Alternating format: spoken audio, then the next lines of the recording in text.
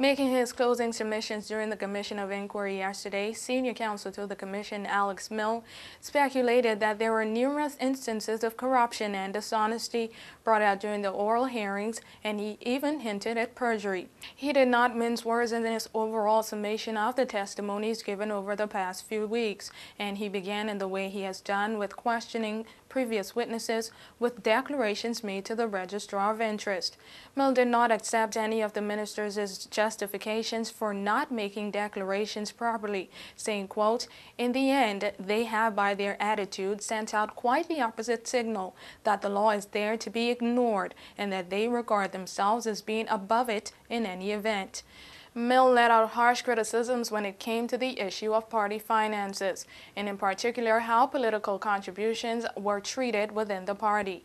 He declared that though it might not have been the intent of some of the ministers' part, the adopted practice of politicians giving money to their constituents could be considered as being bribes. He said, quote, "The voter may not believe that he or she is being bribed. The politician may not say, 'Remember to vote for me,' but in the environment where poor people have to turn to their elected officials for basic financial help, one would have to be profoundly obtuse not to see that the voter will vote for the most generous benefactor."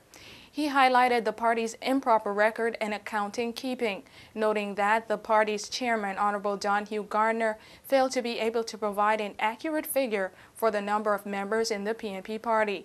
He summed up the party's accounting, saying, quote, "It perhaps goes without saying that there was no mention made of any budget, and it is impossible to see how any budgetary control could possibly have been imposed.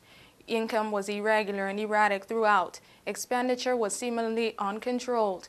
No clear system was in place for allocation or planned distribution of funds, at least none was evident. No accounts from the members were ever sought or indeed offered as to how the money was expended. So the entire party in that sense ran on trust alone, without any form of accounting checks being applied." He describes the PNP party as a multi-million-dollar enterprise, quote, "bought and paid for by a small number of rich individuals, many of whom appear to have prospered under the current government." He was further recorded on the official transcript saying, "The total lack of control, budgeting, records, or accounts point to the readiness on the part of the PNP and of its senior members, I would submit, to hide and to fudge sums of money which are received and spent at will by themselves." Milne's submission continued pinpointing political contributions made to the ministers throughout the terms of reference, some not initially disclosed to the Commission. He noted that the Premier, the Honorable Dr. Michael Mizik, received payments from the PNP party totaling $900,000 from 2004 to 2008, and a further $1,030,000 in political donations made to his office. Milne noted that that amount came from 5 contributors, the largest amount from Kemp Koenig, the Dallas Key developer and proposed developer for Joe Grant's Key. Honorable Floyd Hall received $185,000 in political donations between 2005 and 2007, and an additional $355,000 in PNP stipends over 3 years. Honorable Jeffrey Hall received $153,000 in party contributions over 3 years, and an additional $10,000 from developer David Wex. Honorable McAllister Hanchel received $90,000 in PNP contributions and another $389,000 in other political donations. The Honorable Lillian Boyce received $72,500 in PNP funds, and Honorable Galma Williams received $63,500 from the PNP.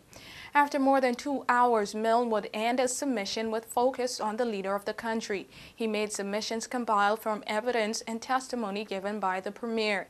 It would come down to the Premier's involvement in the Salkey development project with developer Mario Hoffman, and Milne would end his submission saying, quote, "The provision of the golf course to Mr. Hoffman, whether deserved or not, whether appropriate or not in the context of the development, is the clearest possible case in my submission, sir, of the exploitation of the power of his office by the Premier for personal gain.